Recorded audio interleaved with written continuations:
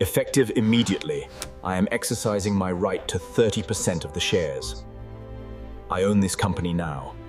The hallway smelled like wax and old money, the kind that doesn't brag because the marble floors and glass trophies do it for you. Sunlight filtered through stained glass windows, breaking itself on the lockers in slats of blue and gold. Somewhere behind me, laughter cracked, sharp, entitled and eager for a target.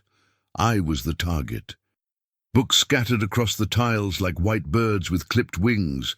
My uniform, a size too small, pinched at the shoulders as I knelt, gathering papers before the laughter swallowed my name. Before we continue, tell me where you're listening to this story from. From which city and country are you watching? Write it down in the comments. It's always moving to see how far our stories reach.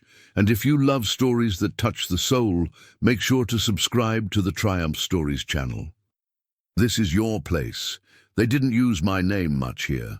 Eli Hart wasn't necessary in conversations where I was only foster kid, charity case, or scholarship. It wasn't personal. It was policy. The kind that never gets written because it's carved into ceilings and stitched into blazers. A polished shoe nudged my notebook further down the hall. "Careful, Hart," said Jonas Wilde, heir to a shipping fortune, grinning like mischief-deserved applause. "A knowledge is slippery when it doesn't belong to you." The boys with him laughed on cue. Laughter is a language. Here, it said, "We own the room." Behind them stood Lydia Moreau, the kind of girl whose surname made doors forget they had locks. A red ribbon threaded her hair, a tiny, merciless flag. Her perfume was delicate, her smile wasn't. "Maybe he's just auditioning," she murmured, "for attention." Their laughter swelled, a tide with no moon to restrain it. I collected the last book, closed it carefully, and stood. For a heartbeat I met Lydia's eyes, not to challenge her, just to say I was still here. My voice arrived softer than I meant, but steady. "You don't have to do that," I said. "It doesn't make you richer." Silence held the hallway like a breath. Then Jonas snorted, and it burst. Louder laughter, louder than reason, louder than the small animal of hope that had followed me into this building. I lowered my gaze and kept moving. Survival, I had learned, is the art of walking through noise without absorbing it. At the far end, Mr. Lewis, the janitor, paused his mop. He wore a navy shirt with a name patch that had been laundered until the letters thinned. Students rarely saw him unless he blocked their path, but he saw everything. The headmaster liked to quote the school's motto, "Honor before glory," engraved in stone above the entrance. Mr. Lewis read it with his back every morning and his knees every night. He watched me disappear down the stairwell and, for a moment, stopped mopping. There are kinds of dirt that water can't lift. I made it to the landing and leaned against the cold rail until my hands stopped shaking. On the wall, alumni plaques shimmered, each name a hymn to wealth. I wondered if any of them had ever had to sit perfectly still so their voice wouldn't spill out in anger. I wondered if any of them had once been told that their place at the table was borrowed silver. A bell rang. Doors opened. The hallway refilled with the choreography of belonging. I stepped back into its current, anonymous on purpose. Invisibility costs less than defiance when you can't afford the bill. St. James Academy was a cathedral masquerading as a school. Oak paneling, the grain dark as secrets. Chandeliers that hummed with electricity and expectation. The library smelled like leather that had never told the truth. Even the silence here was manicured. In economics, the teacher asked us to define success. "Legacy," offered a boy with a jaw that looked inherited. "Access," said another, all cheekbones and certainty. When the room turned to me, I said, "Decency." The class laughed. The teacher smiled the way people do when a child says something adorable and incorrect. He wrote capital allocation on the board and moved on. At lunch, I sat near the window and unwrapped a sandwich I'd made at dawn. Bread, peanut butter, and the hope no one would notice me. Lydia noticed everyone. That was her sport. She glided past, entourage orbiting her like obedient moons. "You always eat alone," she said, no greeting necessary. "Maybe that's a sign." "Maybe it's a choice," I answered, eyes on my book. "Pride tastes like stale bread, but it's better than eating from someone else's hand." Her friends giggled, the soft, mean kind that pretends to be delicate so you can't call it what it is. "Relax," one said. "We're just being friendly." The word friendly flexed in the light like a blade. Across the room, Mr. Lewis wiped at a spill no one claimed. He met my gaze and gave the smallest nod, less than encouragement, more than pity. People who clean up other people's messes recognize each other without introductions. That afternoon, the headmaster announced a charity gala as if it were a sacrament. Tickets cost more than my foster mother earned in a month. "Attendance," he said, "is optional but expected." The auditorium bloomed with applause and a rustle of silk. I stared at the poster for the event, gold serif letters declaring Legacy Night, and wondered why generosity always needed an audience. In the corridor after assembly, Jonas bumped my shoulder without turning. "See you at the gala, Hart," he said, laughing.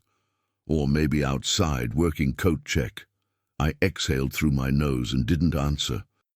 Words are expensive when you're paying interest on yesterday's silence. Not the kind defined in textbooks and courtrooms, the kind you can't photograph because it lives in tone, in the half-second pause before a handshake, in the way a room checks your shoes when you enter. I tucked the word in my pocket like evidence. Evening, study hall. I pretended to read, but really I was measuring time against endurance. On my desk, a scholarship letter, too bright, too official, glowed beneath the desk lamp. I wanted to fold it into a smaller shape, something I could carry without feeling exposed. Instead, I returned it to my binder and promised it I would become the kind of person whose name didn't need a signature to matter. Rehearsal for the gala took place in the auditorium, where the stage lights made everything look more noble than it was. I carried props, cardboard candelabra, velvet rope, across the boards. The floor creaked like a good liar. Someone's foot hooked my ankle, and I went down hard. A tray of plastic glasses skittered, and one arced into the orchestra pit like a failed prayer. Laughter burst, bigger this time, fast and merciless. The sound pressed on my chest like a knee. I tasted copper and swallowed it. From the floor, the world looked made of shoes and certainty. I pushed myself up slowly. Dignity moves at a different speed than mockery, and gathered the props. The director, scanning his tablet, didn't look up. "Let's keep it moving," he said. The rehearsal did. Payne learned not to interrupt. Later they would swear it was just a joke. Jonas would say, "He's so sensitive." Lydia would tilt her head and sigh, "It was nothing. He's fine." They believed in a theology of harmlessness where intent erased injury. In this liturgy, laughter is holy and apologies are unnecessary. They had never been the object in someone else's metaphor. At the back of the house, Mr. Lewis replaced dead bulbs with new light. He noticed the fall, the laughter, the teacher who saw everything and chose nothing. He tightened a stubborn socket until the filament glowed, then kept watching, as if the stage itself might admit what the people on it wouldn't. There's a breed of witness whose testimony is not words but memory. He was that kind. Rehearsal dismissed in a sigh and a clatter. I stayed under the hot lamps, sitting on the stage's edge with my feet dangling over an orchestra that had never played for me. The air smelled like dust made of rich people's confidence. On a phone somewhere, the video replayed, my stumble looped, my body becoming content. I pressed my palms into the rough wood until the stinging in my knee receded behind the burn in my pride. "You all right, kid?" The voice came from the aisle. "Mr. Lewis," leaning on a broom as if it were both tool and staff. "I'm fine," I said, the way people say I'm drowning without adding water. He walked closer, set the broom aside, and offered a folded towel. I hadn't realized until then that I was bleeding. The towel smelled like industrial soap and something gentler. He didn't offer me a lecture on resilience or a parable about bootstraps. He let silence be a chair we could both sit in. When it held, he said, "They think you're nothing." I looked at him, waiting for pity to finish the sentence. "So," he added, "prove you're everything they're not." The words entered me like a slow medicine. Not the kind that numbs, the kind that wakes up what pain had put to sleep. I nodded, unable to speak without my voice cracking into confession. He picked up the broom again. "See you around, Eli." No son, no kid. My name returned to me like a borrowed coat. I left by the side door. Rain stitched the parking lot into a single shining sheet.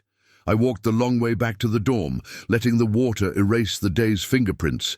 Above the arch, the motto "Honor Before Glory" glowed where the security lights caught it.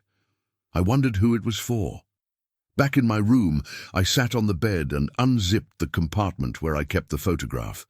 It was cracked and curled at the edges, a woman's hand on a boy's shoulder, faces missing, the rest of the world cut away by scissors or time. The orphanage matron had said, "Maybe your mother." I had believed her because belief is softer to sleep on than doubt.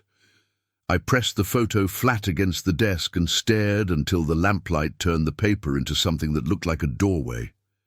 Loneliness arrived and sat down beside me like an old relative. I didn't ask it to leave. I just spoke around it. "I'll come back," I told the room, the rain, the stubborn lamp. Not to break what hurt me, to rebuild what should have held me. He didn't know that someone else had seen it.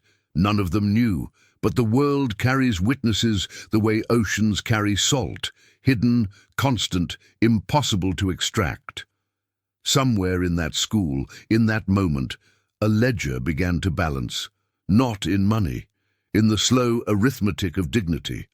The dorm window framed only one visible star between cables and clouds, but I stared at it every night as if constellations hid behind the dark. I used to count stars at the orphanage when the other kids slept, whispering their names like prayers, one for courage, one for patience, one for tomorrow. At St. James, the habit returned. It kept my anger from fermenting. The room smelled of chalk dust and detergent. I pinned my scholarship letter to the wall above the bed, a reminder that even pity can open a door. Beneath it, I taped the photograph with the hand, and the boy, the faceless proof that love had once tried to find me. When the loneliness grew loud, I wrote fragments of code on scrap paper. I didn't know yet what the symbols meant, only that they obeyed logic when the world didn't. I told myself, someday these lines will build something solid enough to stand inside. Loneliness didn't crush me, it carved me. Each quiet night chiseled out a bit of hesitation, until all that was left was a thin, stubborn outline of resolve. Keyword: loneliness. Rumors travel faster than buses leaving town. By morning, the secretary called me to the headmaster's office. Jonas sat there already, Lydia beside him, both wrapped in the perfume of immunity. On the desk lay a shattered tablet. "Eli," the headmaster began, polite as a knife. "Witnesses say you were near the library last night." "I was studying," I said. "Perhaps you shouldn't be there unsupervised." Lydia crossed her legs. "He's always sneaking around after hours. Maybe he wanted to take something that wasn't his." No proof, just tone. Privilege never needs evidence, only echo. He filled out the suspension form while explaining how unfortunate it all was. My scholarship would be under review. Outside the office, Lydia leaned against the wall. "Don't take it personally." "Everything's personal when you have nothing," I answered. I walked past the trophy case, my reflection broken by each golden cup. Behind the glass, the school's motto shimmered again, "Honor before glory." I almost laughed. Mr. Lewis met me by the gate. "Keep your head up, son. Life's longer than their laughter." He squeezed my shoulder once and let go. The bell rang. Lessons resumed. The world didn't pause for injustice. The bus station smelled of diesel, rain, and yesterday's coffee. I sat with my single bag and the folded letter in my pocket, the paper worn soft from too much faith. Outside, puddles reflected the city like broken mirrors. The bus hissed to a stop. I hesitated at the steps. Leaving felt like failure until I realized staying would be worse. I climbed aboard, dropped the last of my coins, and took the window seat. Through the glass, St. James receded, its towers shrinking to toy spires, its marble purity dissolving into mist. I whispered, "One day you'll remember my name for the right reasons." The driver caught my eyes in the mirror. "First time leaving home?" "I never really had one." He nodded like a man who'd said too many goodbyes. The engine growled, the landscape unspooled. Fields, warehouses, telephone poles. Freedom wasn't loud, it was the hush after humiliation. I pressed my forehead to the cool glass and let the rhythm of the road rewrite the heartbeat that school had broken. Sometimes you need to lose everything to find yourself again. The bus roared forward, carrying me toward a future still under construction and the faintest shimmer of redemption waiting years ahead. The apartment was smaller than the room I'd had at the orphanage, but at least the silence was mine. One bulb hung from the ceiling, humming like a tired insect.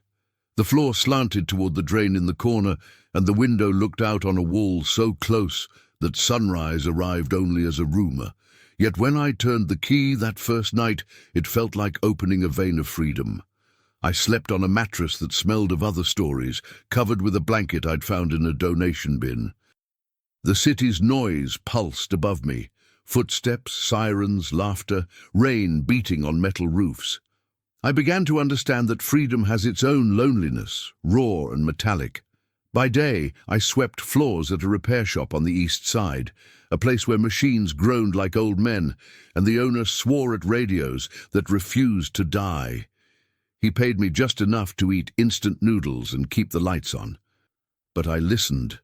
I watched. I learned how things break and how patient hands can coax them back to life.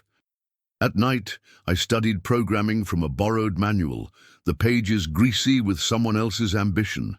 I read until my eyes blurred, tracing the logic that promised a world where rules were consistent and justice didn't depend on wealth.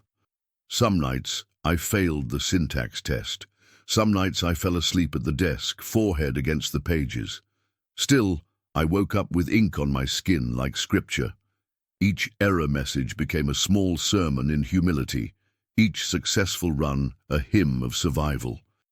There was no applause, just the low hum of my fridge and the quiet rhythm of my determination. I realized that sometimes the greatest miracles are the ones no one sees. He found me before I found him. Caleb Mora, retired engineer, silver hair tied back, glasses perpetually sliding down his nose, appeared one afternoon at the community center. He was teaching an electronics class for kids who had stopped believing in second chances. I wasn't a kid anymore, but I looked through the doorway and stayed there long enough for him to notice. "You can come in," he said without looking up from the circuit board. "Curiosity doesn't require permission." I stepped inside.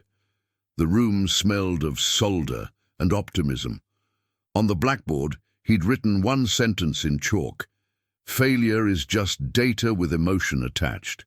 After the class ended, he handed me a coffee and asked, "What do you know about logic gates?" "Nothing," I said. "Good. Then you'll learn correctly." From that day, I became his shadow. He taught me how electricity obeyed when humans didn't, how order could be built one wire at a time. He didn't care about my past, only my persistence. When I told him about St. James, about the laughter that still rang in my sleep, he didn't offer sympathy. He said, "The opposite of cruelty isn't kindness, it's accuracy. Build something that works, the rest will follow." Caleb gave me an old laptop, cracked on one corner, fan wheezing like a tired heart. On its screen, I began to write my first real lines of code. I felt like a man carving words into stone, except this time the stone would answer back. Every time I doubted myself, he'd tap the table and say, "Growth doesn't look like triumph, it looks like repetition." By the end of that year, I could fix machines, wire a circuit, debug a program, and name the feeling that had replaced despair: momentum. 3 years blurred together, the slow, grinding kind of progress that doesn't look like progress until you glance back and realize the world moved under your feet. I rented a small corner in a shared workspace that smelled of coffee, ambition, and burnt hopes. The desks were made of reclaimed doors, the Wi-Fi dropped twice an hour, and half the people there were chasing the same myth: independence. By day, I freelanced small coding jobs. Inventory apps for grocery stores, scheduling systems for clinics, websites for people too busy surviving to design their own pages. The pay barely covered rent, but every project sharpened me. Each new problem whispered, "See, you can create order out of chaos." Caleb visited sometimes, pretending to need my help with a device that never truly broke. He'd bring sandwiches wrapped in newspaper and tell me stories about engineers who built miracles from scrap metal. "You don't need better tools," he'd say. "You need better questions." At night, I'd stay after everyone left, staring at the glowing screen until dawn peeled the city open. I began building a prototype, an educational platform that could teach coding through stories instead of formulas, something a kid from an orphanage could understand. I called it Heartline, not for ego, but for reminder. Every heart needs a line to follow when the world offers none. The first version crashed every 5 minutes. The second lasted 10. By the 5th, it worked for an hour without dying. That was enough to make me believe it could live forever. Some nights, the janitor of that building, a quiet immigrant named Rosa, would see me still working. She'd leave a thermos of coffee near my desk without a word. I thought of Mr. Lewis and smiled at the symmetry of kindness. One stranger passing the flame to another. Hope had stopped being abstract. It had become a pulse inside the code, something alive and patient. Success rarely knocks politely. It came dressed in a tailored suit and an accent that smelled like money. Victor Klein, venture capitalist, had read an article about Heartline in a small tech blog. He invited me to lunch to discuss scaling. The restaurant was the kind that hid its prices under the napkin. I wore my only blazer, a thrift store rescue 2 sizes too big. Victor smiled with the confidence of a man who could buy silence by the yard. "You built something remarkable," he said, swirling his wine. "But genius needs capital. Let us acquire. You'll walk away with 7 figures. 7 figures. I almost laughed. The number was absurd and holy. I imagined the foster homes I could repair, the community center I could rebuild. But then I read the clauses. Transfer of ownership, non-compete, creative control gone. My name would stay on the logo, but not on the decisions. Caleb's words echoed. Some doors are gilded cages. Victor leaned forward. "Come on, Eli. You'll be rich before 30. I looked at my reflection in the silverware and saw the boy from St. James still kneeling, picking up his books while others laughed. Selling now would be kneeling again. "No," I said softly. "If I sell my voice, what will I have left to speak for?" He blinked. "You'll regret this." "Maybe. But at least the regret will be mine."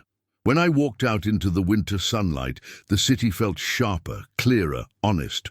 I bought 2 coffees from a street cart, one for me, one for the wind, and toasted to freedom that couldn't be measured in digits. Forgiveness, forgiving myself for ever thinking success was about the price tag on dignity. Months later, while cleaning the apartment, I found an envelope wedged behind the radiator. The paper had yellowed to the color of caution. On the front, confidential adoption inquiry.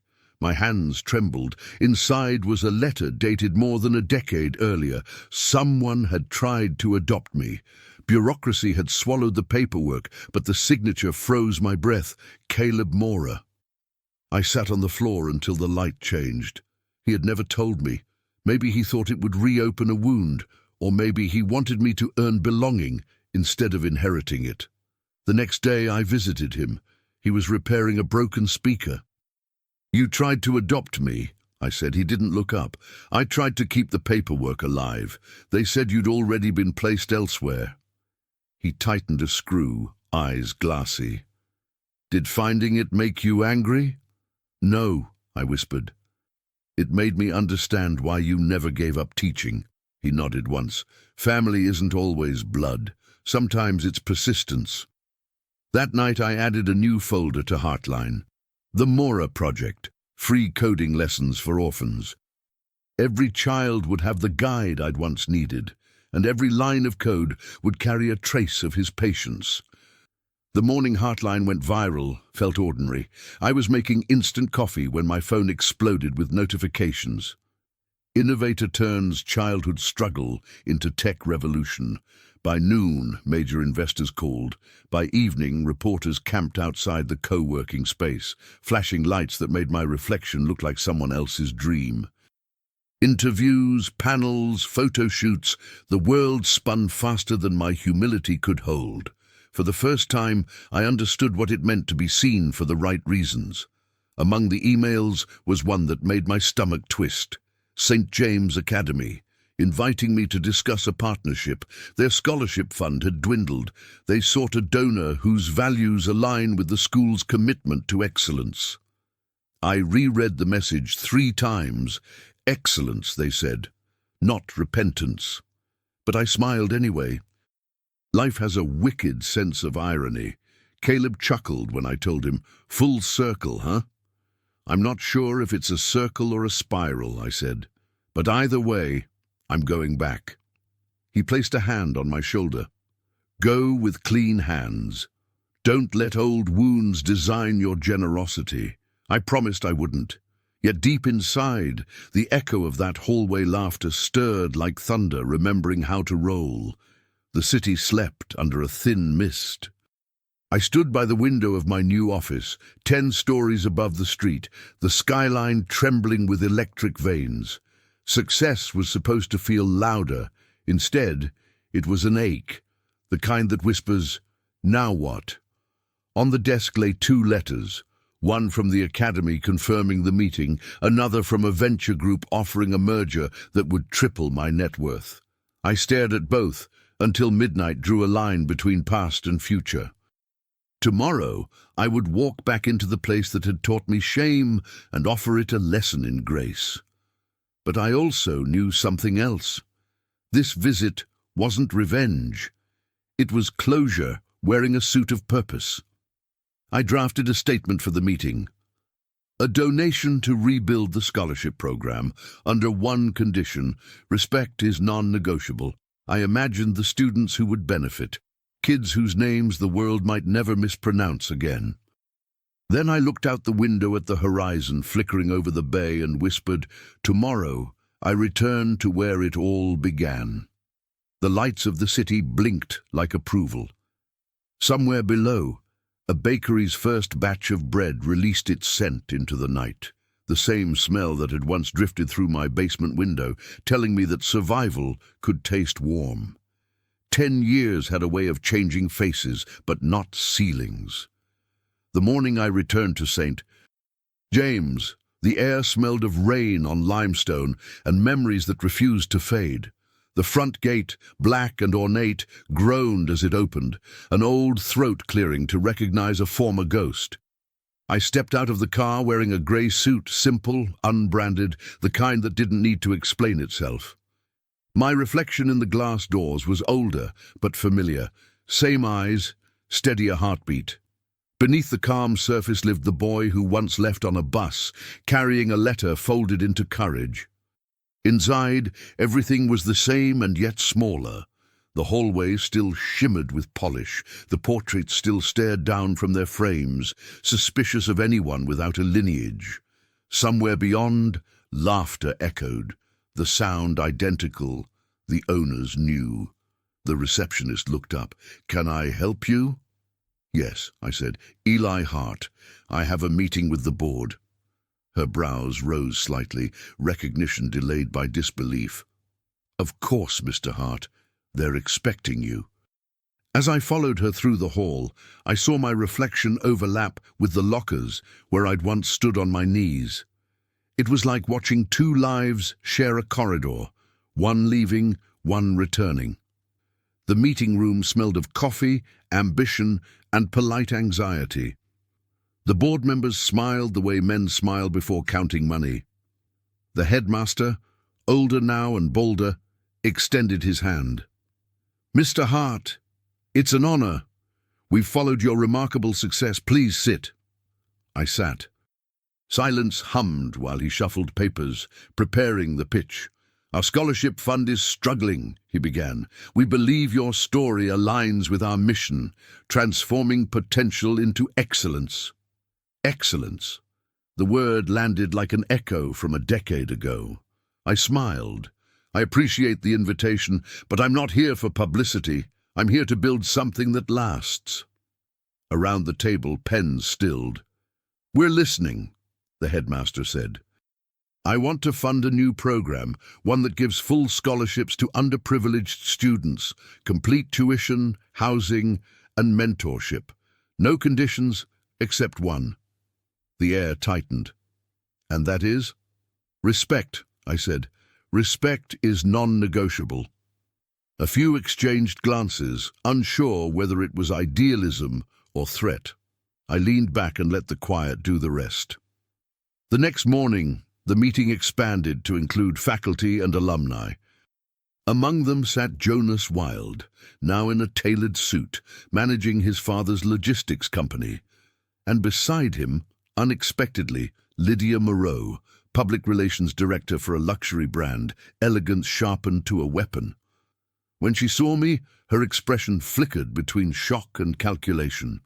"Eli," she said, recovering, "you look different." "Time tends to do that," I replied. The headmaster began the formalities, praising tradition, excellence, and the generous partnership with Mr. Hart Industries. I half listened, watching Jonas tap his pen, watching Lydia cross her legs the same way she used to cross boundaries. When my turn came, I stood. I was a student here once. I left under circumstances that weren't exactly academic. Some of you might remember. A murmur. Jonas shifted. Lydia's lipstick tightened. "I learned more from this school than you ever intended to teach me," I continued. "I learned what happens when respect becomes a privilege instead of a right. And I learned that power without empathy is just noise with better shoes." Jonas laughed softly. "Still dramatic, Hart." I met his gaze. "And you're still confusing cruelty with charm." The room froze. The headmaster cleared his throat. "Perhaps we could—" "No," I said gently. "Let it breathe. The past has good lungs." I placed a folder on the table. Inside are testimonials, former students, staff, even a janitor. People who saw what this institution ignored. Lydia's face paled. "What is this?" "The truth," I said. "Versioned, verified, and documented." Jonas leaned forward. "You're trying to humiliate us?" "No," I said. "I'm trying to finish what was started. Accountability isn't revenge, it's repair." The lights dimmed as I connected my laptop to the projector. On the screen appeared grainy footage, the cafeteria, a younger me carrying a tray, Jonas's hand tipping it. Laughter erupted, tinny but unmistakable.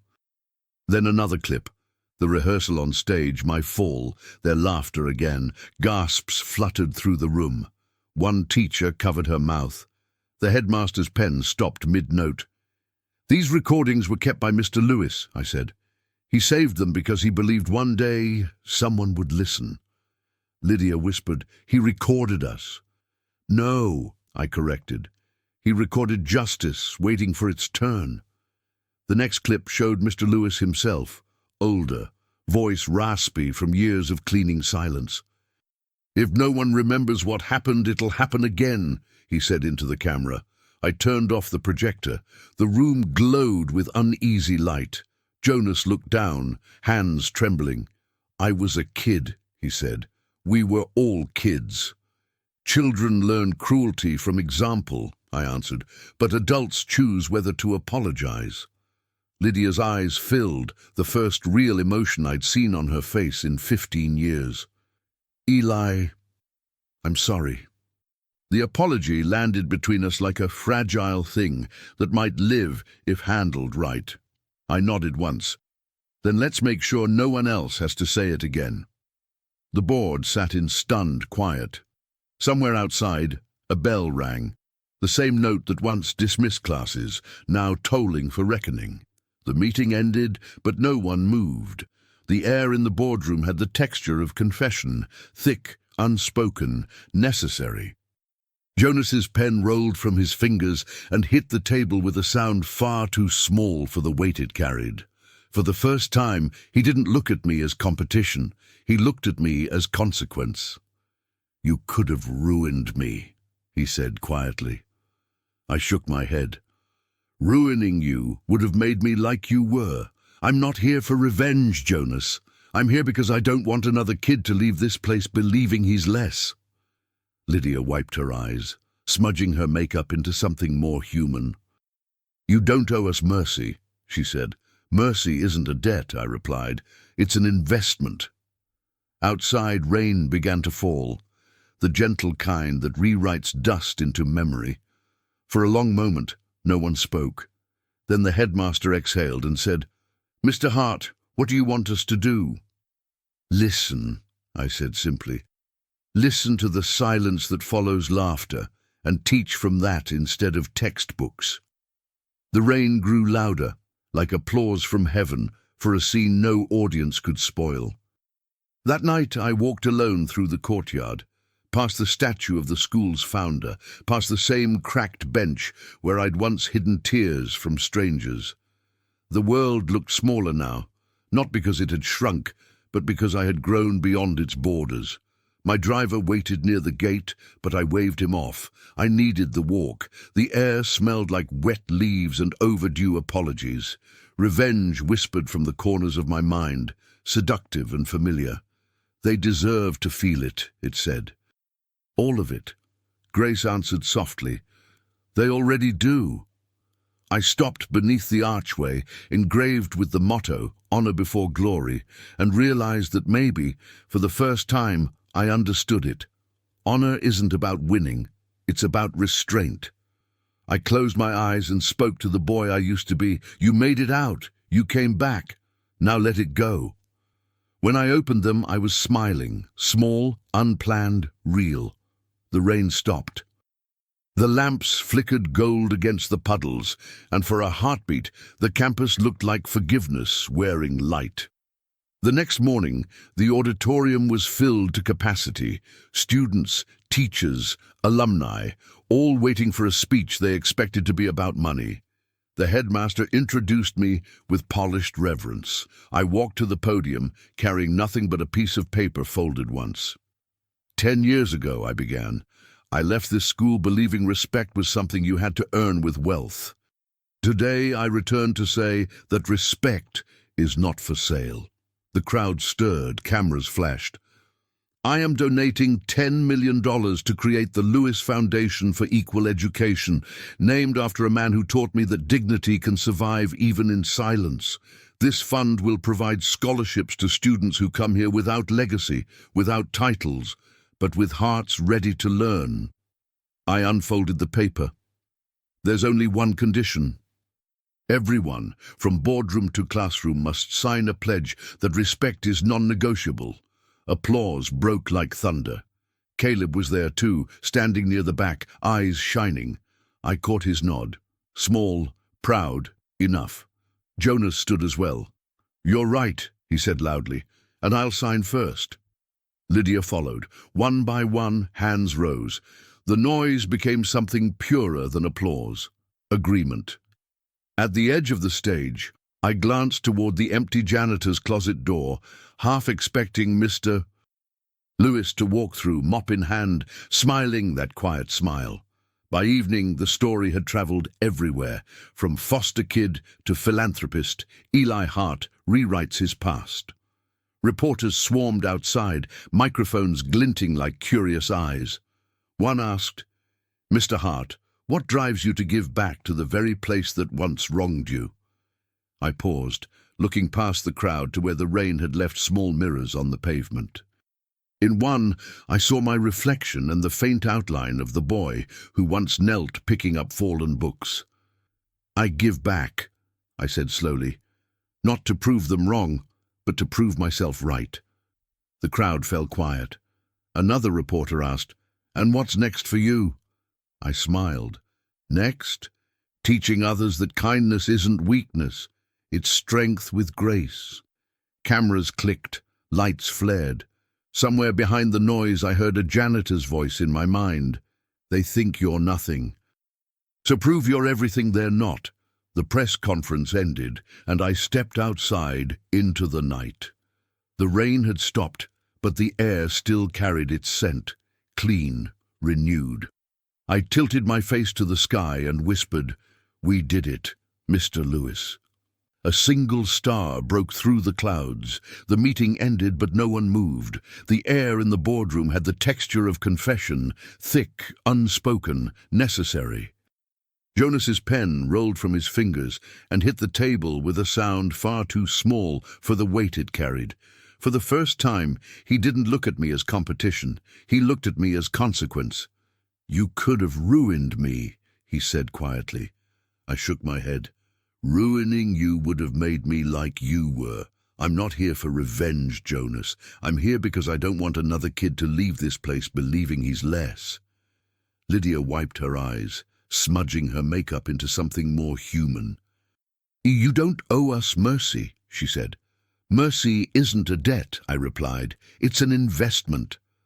Outside, rain began to fall, the gentle kind that rewrites dust into memory. For a long moment, no one spoke. Then the headmaster exhaled and said, "Mr. Hart, what do you want us to do?" "Listen," I said simply.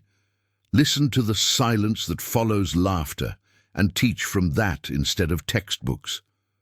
The rain grew louder, like applause from heaven for a scene no audience could spoil. That night, I walked alone through the courtyard, past the statue of the school's founder, past the same cracked bench where I'd once hidden tears from strangers. The world looked smaller now, not because it had shrunk, but because I had grown beyond its borders. My driver waited near the gate, but I waved him off. I needed the walk. The air smelled like wet leaves and overdue apologies. Revenge whispered from the corners of my mind, seductive and familiar. "They deserve to feel it," it said. "All of it," Grace answered softly. "They already do." I stopped beneath the archway engraved with the motto, "Honor before glory," and realized that maybe, for the first time, I understood it. Honor isn't about winning, it's about restraint. I closed my eyes and spoke to the boy I used to be. "You made it out, you came back. Now let it go."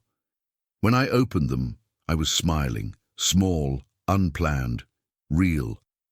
The rain stopped. The lamps flickered gold against the puddles, and for a heartbeat, the campus looked like forgiveness wearing light. The next morning, the auditorium was filled to capacity. Students, teachers, alumni, all waiting for a speech they expected to be about money. The headmaster introduced me with polished reverence. I walked to the podium, carrying nothing but a piece of paper folded once. 10 years ago, I began. I left this school believing respect was something you had to earn with wealth. Today, I return to say that respect is not for sale. The crowd stirred. Cameras flashed. I am donating $10 million to create the Lewis Foundation for Equal Education, named after a man who taught me that dignity can survive even in silence. This fund will provide scholarships to students who come here without legacy, without titles, but with hearts ready to learn. I unfolded the paper. There's only one condition. Everyone from boardroom to classroom must sign a pledge that respect is non-negotiable. Applause broke like thunder. Caleb was there too, standing near the back, eyes shining. I caught his nod, small, proud enough. Jonas stood as well. "You're right," he said loudly, "and I'll sign first." Lydia followed. One by one, hands rose. The noise became something purer than applause. Agreement. At the edge of the stage, I glanced toward the empty janitor's closet door, half expecting Mr. Lewis to walk through, mop in hand, smiling that quiet smile. By evening, the story had traveled everywhere. From foster kid to philanthropist, Eli Hart rewrites his past. Reporters swarmed outside, microphones glinting like curious eyes. One asked, "Mr. Hart, what drives you to give back to the very place that once wronged you?" I paused, looking past the crowd to where the rain had left small mirrors on the pavement. In one, I saw my reflection and the faint outline of the boy who once knelt, picking up fallen books. "I give back," I said slowly, "not to prove them wrong, but to prove myself right." The crowd fell quiet. Another reporter asked, "And what's next for you?" I smiled. "Next? Teaching others that kindness isn't weakness, it's strength with grace." Cameras clicked, lights flared. Somewhere behind the noise, I heard a janitor's voice in my mind. "They think you're nothing. So prove you're everything they're not." The press conference ended, and I stepped outside into the night. The rain had stopped, but the air still carried its scent, clean, renewed. I tilted my face to the sky and whispered, "We did it, Mr. Lewis." A single star broke through the clouds. The next morning dawned with a strange calm, the kind that feels like a page finally turning after years of being dog-eared by memory. The city was still wet from the night's rain, its streets gleaming like mirrors, reflecting second chances. From my office window, I could see the river sliding quietly through the skyline, carrying the light of a new day. Success had stopped feeling like a headline. It had become a responsibility. Emails flooded in, investors praising the foundation, journalists requesting interviews, schools asking for partnership. Yet amid all the noise, I kept hearing only one voice. "They think you're nothing. Prove you're everything they're not." I closed the laptop and sat in silence. For the first time in a long time, silence didn't feel like punishment. It felt like peace. That afternoon, I drove to the construction site of the new Lewis Foundation building. The lot buzzed with workers, drills, dust, and the smell of fresh cement. A banner fluttered in the wind. "Respect is non-negotiable." I walked among the scaffolding, shaking hands, thanking people whose names would never appear in newspapers. Each handshake felt like restoring a brick in the wall of humanity. One worker, Miguel, paused his shovel and said, "You were that kid from the TV, right? The one who gave back to his school." "Something like that," I smiled. He nodded, eyes thoughtful. "My daughter watches your speeches. She says you make her believe being kind isn't stupid." That sentence hit harder than any award could.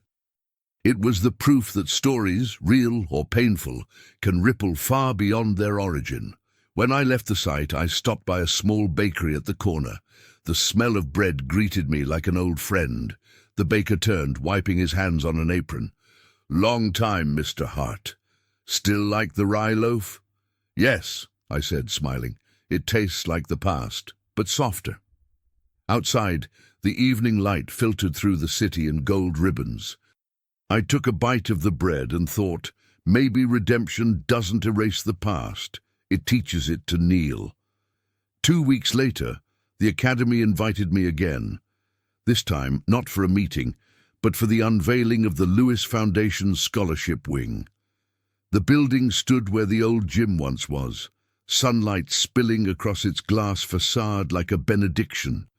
Inside, banners carried words I had written months before. "Kindness is not weakness. its strength with grace. Students in new uniforms filled the hall. Some looked like I once did, nervous, underdressed, but burning with quiet hunger to belong. The ceremony began. The headmaster, now frail and slower in speech, took the stage first. "Today," he said, voice trembling, "we correct something that should never have been broken. Mr. Hart, thank you for teaching us that humility has power." I stood beside him, feeling the strange symmetry of time folding in on itself. Then I saw them, Jonas and Lydia, walking toward me. Jonas extended his hand first. "I've thought a lot about what you said," he began. "I built my business on control, but lately I've realized control means nothing if people fear you. I want to help, if you'll let me." I shook his hand. "Then start by joining the mentorship program. Kids here need to learn not just from success, but from regret turned into purpose." He nodded, relief softening his jaw. Lydia waited, a letter clutched in her manicured fingers. "I wrote this for you," she said, voice barely above a whisper. "Not for forgiveness, just for truth." I unfolded it later that night. In it, she wrote about her own insecurities, about being raised to equate worth with status, about envying my resilience even as she mocked it. "You were stronger than we knew how to be," she wrote. "I hope you never stop teaching that lesson." For the first time, I believed her. As I left the campus, the sun dipped behind the towers, painting the courtyard in honey and shadow. A new class of students passed me, laughing. Laughter that didn't sting, laughter that healed. Caleb's workshop smelled of solder and stories. Tools lined the shelves like old soldiers, each with a history of small victories. When I arrived, he was sitting by the window, radio playing softly, a mug of tea cooling beside him. "You've been busy," he said without turning. "You taught me well," I replied. He laughed, a sound like gravel warmed by sunlight. "No, son, I just pointed you toward the hill. You climbed it." I handed him a folder. Inside were documents finalizing the Mora Project's global branch, free tech education in 10 countries, his name on every certificate. His hands trembled slightly as he flipped through the pages. "You didn't have to do this," he whispered. "I did," I said. "You built this dream long before I could afford it." He looked out the window, eyes reflecting a lifetime of unfinished work. "Funny," he said. "I used to think teaching was about passing on knowledge. Turns out it's about passing on belief." We sat in silence for a long time. Outside, children from the community center chased a ball, their laughter echoing like punctuation marks at the end of our shared sentence. When I finally stood to leave, he said, "Eli?" "Yes. If you ever doubt your purpose again, remember this: not everyone gets to turn pain into blueprint." He reached for a small box on the table and handed it to me. Inside was a tiny screwdriver, his first tool. "For when you need to fix something invisible," he said. I left the workshop with that box in my pocket and a lump in my throat big enough to carry another decade of gratitude. That night, I wrote a single sentence in my journal: "The ones who believe in you quietly are the architects of miracles." Months passed. The Lewis Foundation was no longer an announcement, it was a heartbeat. New students filled classrooms built on fairness instead of fear. The sound of their laughter drifted through the courtyard like a hymn that didn't need religion to feel holy. I visited often, but stayed in the background. I didn't want to become a monument. I wanted to remain a reminder. One evening, I walked through the new library. A girl of maybe 12 sat at a computer typing furiously. Her hair was braided in 2 tight lines. Her shoes were worn but polished. On the screen glowed Heartline Academy, version 3.0. She turned and froze when she recognized me. "You're the man from the video," I smiled. "And you're the girl changing the world one keystroke at a time." She laughed, shy but proud. "I want to build apps that help kids study, like yours. I knelt beside her desk. Then promise me one thing. When people laugh, don't stop. Lighthouses never apologize for shining. Her eyes widened. Lighthouses. They guide others, I said, even when storms pretend not to see them. That night, walking back to my car, I passed the bronze plaque mounted on the building's wall. It bore Mr. Lewis's name, Caleb's name, and a quote I had chosen: "Kindness is the architecture of lasting things." For a long while I stood there, tracing the letters with my fingertips. The air was cool, the sky wide. I realized that legacy isn't about being remembered. It's about leaving light sturdy enough to outlast the wind. The first graduating class of the new foundation filled the auditorium to bursting. Parents, mentors, and strangers sat side by side, no reserved seats, no hierarchy. The banner above the stage read simply, "Honor before glory." As I walked to the podium, the applause rose and fell like waves. I paused, not to savor it, but to steady my breath. Then I spoke. "When I was your age," I began, "I believed success meant walking alone. I thought independence was strength and needing help was weakness, but I was wrong." Faces turned toward me, some teary, some smiling. "True strength," I continued, "is admitting you need others to become whole. It's refusing to let pride build walls higher than compassion can climb." I told them about Mr. Lewis and his quiet lessons in dignity, about Caleb's stubborn faith, about the janitors, teachers, and nameless workers who kept the world turning even when no one thanked them. "Kindness isn't a transaction," I said. "It's a foundation. Build your lives on it, and you'll never fear collapse." Applause thundered again, but I lifted my hand for silence.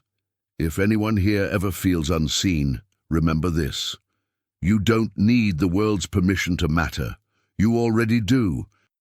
And in the front row, Jonas sat with his young son. Lydia sat 2 seats away, her eyes glistening. When the students tossed their caps into the air, the moment slowed, as if time itself wanted to take a picture. For a heartbeat, I saw the boy I once was, kneeling in the hallway, picking up scattered books. He looked at me and smiled, then faded into the light above the stage. Late that night, after the ceremony, I drove to the coast. The sky stretched black and endless, stars burning like truth, refusing to be forgotten. I parked by the cliffs and walked to the edge, the wind cool against my face. I opened the small box Caleb had given me. The screwdriver gleamed faintly in the moonlight. I held it up like a compass. "We fixed it," I whispered, to him, to Mr. Lewis, to the boy I used to be. All of it. The tide crashed below, patient and eternal. On the horizon stood an old lighthouse, its beam sweeping the water in rhythmic grace. Every rotation carved a path through darkness, reminding me of the girl in the library, of every student who would come after. The beam passed over me once, twice, then lingered, as if in blessing. I took a deep breath and felt something I hadn't felt in years. Completion. Not triumph, not victory, just quiet alignment with purpose. I turned back toward the car, sand crunching under my shoes. The dawn was rising, a slow gold unfurling. As the first light broke, I said aloud the words that would close the book for good. "Kindness isn't weakness, it's strength with grace." The sea answered with applause only the heart could hear.